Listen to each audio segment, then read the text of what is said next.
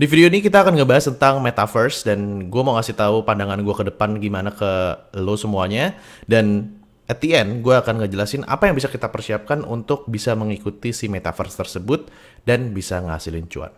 Stay tune sampai habis. Karena muda itu cuma sekali. Karena kita nggak tambah muda.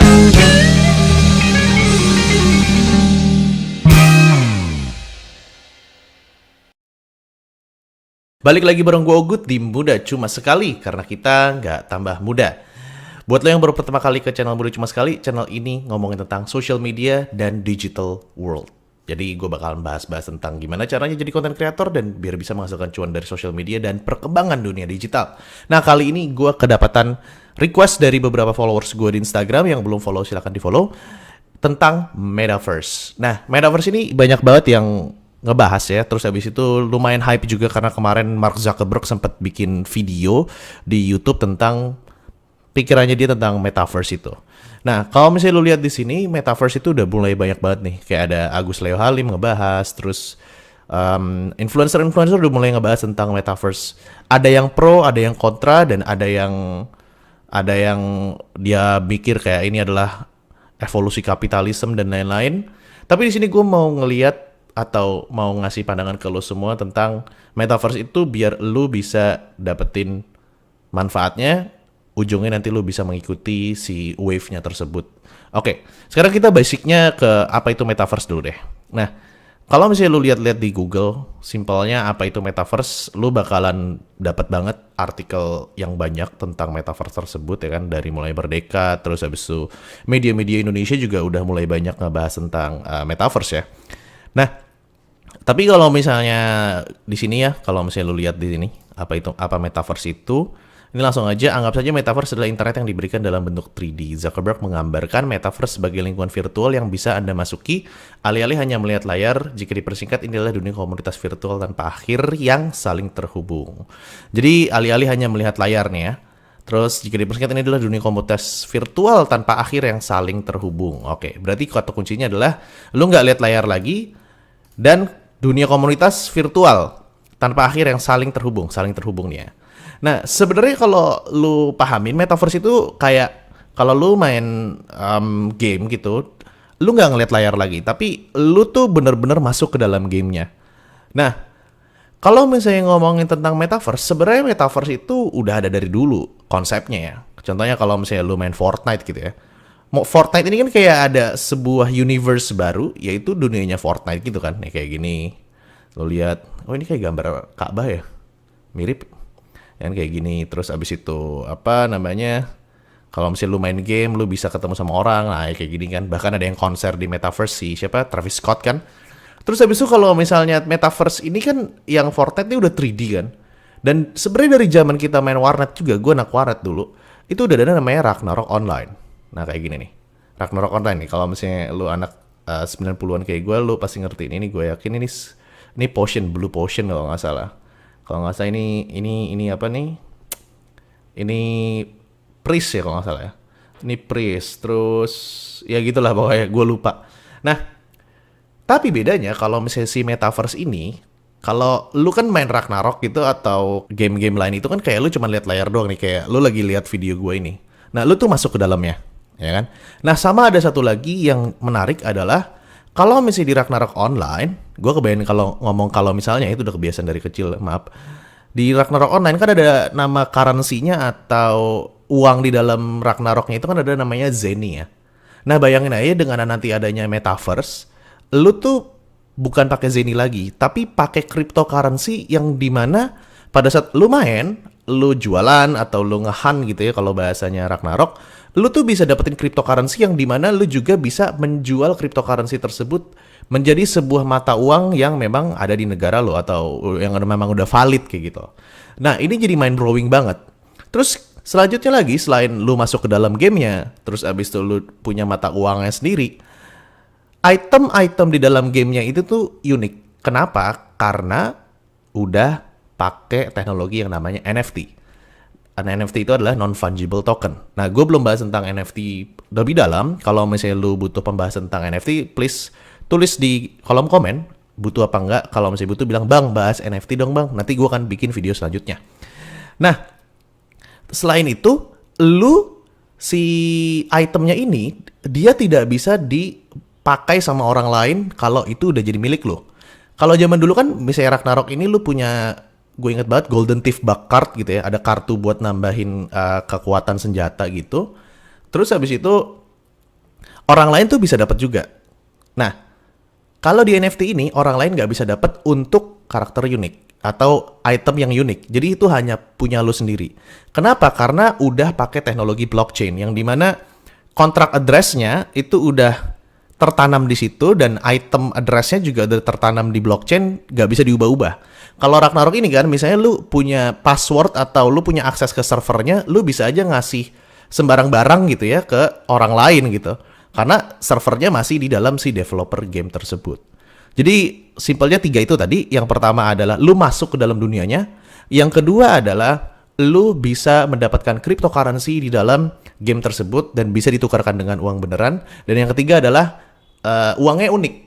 Uangnya unik. Uangnya NFT-nya atau item-item ini di dalamnya kalau rare itu unik. Jadi lu orang lain tuh nggak bisa pakai gitu loh. Pastinya ada beberapa item yang ini ya dibuat beberapa, ada juga yang rare. Nah, kalau lu dapat yang rare itu cuma punya lu doang dan nggak bisa diutak-atik sama server developernya kayak gitu karena udah pakai teknologi blockchain. Nah, nanti di akhir video nih gue akan ngejelasin ada kelemahan dari si metaverse ini yang menurut gue kita nggak usah terlalu buru-buru untuk masuk sih menurut gue. Nah, gue mau kasih tahu dulu, ini kan tadi gue jelasin tentang Fortnite sama Ragnarok. Nah, si Fortnite itu kan udah bikin ini kan ya, kayak dunia sendiri. Terus Ragnarok dulu juga, ini kan Frontera nih, gue inget banget. Frontera ini tuh udah bikin dunia sendiri. Nah, di NFT, bayangannya si Mark Zuckerberg adalah gini, kalau misalnya lu nonton video yang ini ya. Di NFT itu nanti orang-orang tuh bersosialisasi di dalam metaverse. Oke. Contoh kayak gini nih, lu bisa lihat ada hologram, lu bisa ngadu anggar gitu ya. Hologram kayak gini. Terus habis itu lu juga bisa berinteraksi, ngelihat chat message dan lain-lain. Di sini lu bisa lihat kayak gini, ya kan? Dan juga lu bisa clubbing atau nonton konser atau hangout di bar gitu sama teman-teman lu juga kayak gini. Terus habis itu lu juga bisa meeting virtual kayak gini, tapi ini nggak ada kakinya ya. Ini yang di videonya Mark Zuckerberg, lu bisa cari di YouTube. Di YouTube itu yang ini nih. The Metaverse and How We Will Build It Together Connect 2021. Nah yang ini nih, ada 1 jam nih lo bisa liatin. Oke. Nah, menurut gua ya, ini sih agak kejauhan menurut gua. Tapi udah ada beberapa yang bisa diimplementasikan. Contoh, hangout di salah satu tempat di Metaverse itu bisa banget. Nanti gua kasih tahu udah ada yang bikin tempat hangout dan udah ada yang punya tanah di Metaverse. Terus habis itu meeting di Metaverse dengan kayak gini. Jadi bayangin kalau lo biasanya webinar atau lo meeting, lo pakai Zoom gitu, lo ngeliat layar. Ini nggak, lo bener-bener masuk dan lo bisa ngeliat avatar orang-orangnya. Oke? Kalau lo lihat video di sini, avatar orang-orangnya itu bisa diganti avatar yang 3D atau yang avatarnya itu berbentuk manusia gitu. Oke? Ini udah bisa. Tapi kalau yang hologram sih kayaknya masih agak jauh banget ya. Agak jauh banget kayak gini ya. Oke? Nah, ini yang Facebook si Metaverse yang mimpinya si Mark Zuckerberg. Lo bisa cek di YouTube sendiri. Nah, yang paling reliable saat sekarang ya, yang paling realistis dilakukan di dunia Metaverse adalah game. Oke? Game. Yang dimana di sini udah ada yang namanya sandbox. Asli, ini sandbox ini gue udah mantau dari September ya kan. Snoop Dogg udah masuk sini. Jadi di sandbox ini tuh lu bisa beli land, bro. Lu bisa beli tanah di sandbox, oke? Dan lu bisa beli item-item. Nih gue kasih lihat itemnya dulu. Tuh, kayak gini nih. Tuh, item-item nih. Nocturne Bounder. Nah, di sini ada 8 dari 75. Berarti cuma ada 75 seri yang yang dirilis sama developernya dan nggak akan nambah lagi karena udah di list. Harganya $1.863, berarti sekitar 25 jutaan lah, kurang lebih kayak gitu. Nah, ini lu bisa beli nih dan lu belinya ini pakai duit beneran. Oke? Nah, kalau di sandbox ini, dia punya mata uang sendiri namanya Sen. Jadi setiap orang yang bikin metaverse, itu sama kayak lu keluar negeri, di mana mata uangnya beda sama Indonesia. Lu harus exchange dulu kan. Nah, exchange-nya itu kayak di Indodax dan lain-lain, lu beli mata uang khusus si Sandbox ini. Nah, ini item-itemnya. Dan lu lihat di sini udah dijual tanah-tanah di Sandbox nih. Land 148 kali 103 meter, misalnya kayak gini nih ya. Tuh. Ini land, harganya $11.000, berarti sekitar 100 jutaan sampai 170 juta kurang lebihnya gitu ya, currency-nya ya, lo hitung sendiri. Dan di Sandbox ini gokil sih, udah ada Atari, udah ada developer-developer game seperti kayak apa? Kayak Roller Coaster Tycoon, lo lihat nih. Nah, ini landnya dijual coy. Nah, ini adalah metaverse yang lu bisa masukin. Benar-benar bisa masukin nih. Oke. Nah, metaverse yang ini si Sandbox ini belum bisa pakai VR sih. Gue belum lihat ya, belum nemu ya. Mungkin gue belum research segitu dalam. Tapi dia udah bisa masuk ke dalam si Sandbox-nya dengan layar, tetap layar. Tuh lihat tuh, Atari ya kan, terus Binance ya kan, terus ada Roller Coaster Tycoon setahu gue. Ya nanti lu bisa lihat-lihat dari sini deh, di Sandbox ini. Oke. Nah, selanjutnya selain Sandbox Metaverse, kan tadi kan gue udah kasih lihat yang barang-barang ya. Ada juga developer-developer lain berbeda brand dari Sandbox, dia juga bikin barang-barang. Contohnya kayak Artefak nih, RTFKT ya. Artefak, dia tuh bikin sneakers bro. Dia tuh bikin sneakers yang dimana lu tuh bisa pakai di dalam metaverse tersebut. Jadi bayangin, kalau lu punya sneakers yang rare gitu ya, terus abis itu lu masuk ke dalam metaverse tuh udah booming banget gitu ya. Lu benar-benar bisa pakai sneakers itu di avatar lu di metaverse. Nah itu juga. Terus bahkan udah ada yang hoverboard. Ini yang kayak Marty McFly ya di Back to the Future. Ini lu bisa pakai, benar-benar lu bisa jalan-jalan di dalam metaverse tersebut. Oke? Kayak gitu cuy. Nah, sekarang masuk ke dalam masalahnya. Kalau menurut gue ini masih jauh, terutama apalagi buat kita ya, negara Indonesia yang dimana kita masih berkembang negaranya dibandingkan ke US ya. Yang pertama yang bikin ini masih jauh adalah harga Oculusnya. Dimana kalau misalnya lo mau masuk ke virtual atau ke metaverse dan lo benar-benar mau masuk nggak cuma di layar, lo kan harus punya Oculus yang dimana ya VR gitu ya, VR. Harga Oculus aja udah 6 jutaan sampai 5 jutaan. Ini lumayan lo, udah hampir 2 kali UMK lo, ya kan? Gue jujur aja gue masih belum mau beli kayak ginian gitu karena metaverse juga belum jadi. Terus abis itu masih agak repot kayak gitu loh, belum dikembangin banget. Dan kedua adalah sekarang gue tanya, kalau misalnya lu pakai VR kayak gini, emang nggak pegel kepala lu? Ini kan gede. Terus kalau keringetan gimana? Kita masih belum bisa spend waktu terlalu dalam di dalam dunia virtual menurut gue. Oke? Nah, itu beberapa hal yang simple sebenarnya, yang masih jauh lah ke metaverse kayak gitu.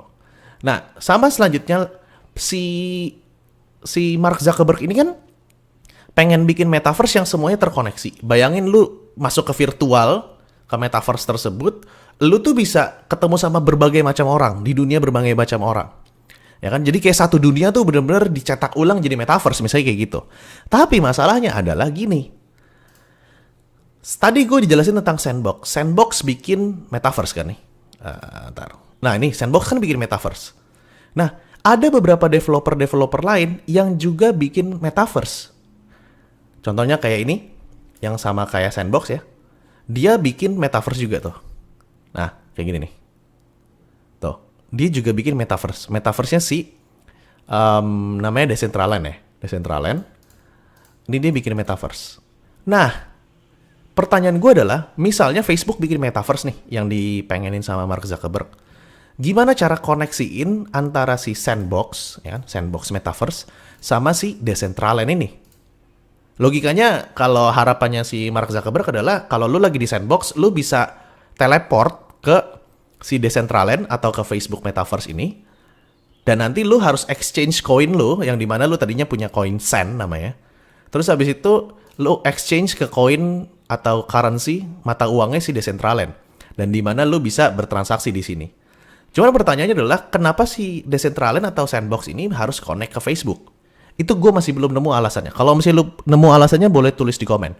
Nah, kecuali si Facebook ini jadi powerful banget, yang dimana dia bikin sebuah teknologi, dia nggak bikin orang-orang yang bikin metaverse ini tergantung sama si Facebook tersebut. Dan menurut gue sih mungkin ya, karena Mark Zuckerberg salah satu orang terkaya di dunia gitu kan. Dan dia punya audiens paling banyak. Bukan paling banyak sih, salah satu yang paling banyak di dunia ini. Maksudnya warganya, warga IG, warga Facebook kan banyak banget tuh. Dia bisa seperti itu. Nah, jadi dengan hambatan-hambatan tersebut, kita harus bersikap seperti gimana? Jawabannya adalah kita santai aja sebenarnya, santai aja. Nah, kalau misalnya lu mau meraup cuan, yang dimana ini masih sangat early banget, lu bisa melakukan sebuah spekulasi di NFT atau coin. Nah, ini gue contohin ya. Nah, jadi lu bisa melakukan sebuah spekulasi di koin ini. Contohnya kayak kita punya sandbox nih, sandbox, di sini ya, sandbox, the sandbox sand nih. Nah, lu tuh bisa berinvestasi di koin-koinnya. Ini di September nih ya, gue ngeliat koinnya itu masih $0,1 apa $0,2 gitu ya. Nah, kalau misalnya kita lihat ini 1 year ya, lihat di sini nih, masih $0,6. Tiba-tiba pas Oktober, boom, naik banget, booming banget nih tentang si sandbox tersebut karena orang sebut bahas metaverse. Nah, lu bisa berinvestasi di sini. Tapi ingat, ini bukan investasi yang kayak karena sandbox udah mantap banget, lu invest di sini, enggak. Tapi ini adalah investasi spekulasi yang dimana lu memanfaatkan orang-orang yang optimis nih. Nah, lu bisa beli di super early project kayak gini, terus habis itu lu jual di sini. Nanti pas turun lu buyback lagi. Itu bisa. Atau lu bisa main NFT. Main NFT di OpenSea atau di Solana atau apapun itu ya, di chain-nya ya. Nah, lu bisa cari project-project yang memang legit ya. Contohnya kayak misalnya nih Nanopas. Contohnya gini, ini bukan pom-pom ya, ini lu harus do your research banget ya. Nanopas ini bikin kayak land. Nah, lu pelajarin si konsepnya Nanopas ini seperti apa, sehingga lu bisa memutuskan apakah ini layak untuk diinvestasikan apa enggak. Ini bukan financial advice, lu harus do your own research. Dior, anjay. Dior kayak gitu. Nah, kayak gini. Jadi, lu masuk ke dalam super early era di mana si metaverse itu baru mulai. Oke? Nah, balik lagi, lu harus do your research. Kalau misalnya lu nggak punya uang dingin untuk hilang, jangan masuk dulu. Karena lu kalau mau main di kripto, menurut gua, sama di NFT, itu duit yang harus lu rela hilang. Gitu. Dan ini lumayan floor price-nya aja 0,725. Floor price itu adalah harga termurah ya kan. Simpelnya kalau lu mau beli tanah di Nanopas nih, lu harus punya $2.000, berarti sekitar 20 jutaan something kayak gitu ya. Nah, lu harus research bener-bener. Oke? Dari gue itu aja, see you in the next episode of Muda Cuma Sekali. Dan komen ya, lu suka nggak dengan digital news ini? Ini segmen baru yang gue buat. Kalau suka nanti gue akan bikin terus-terusan. Karena kita nggak tambah muda.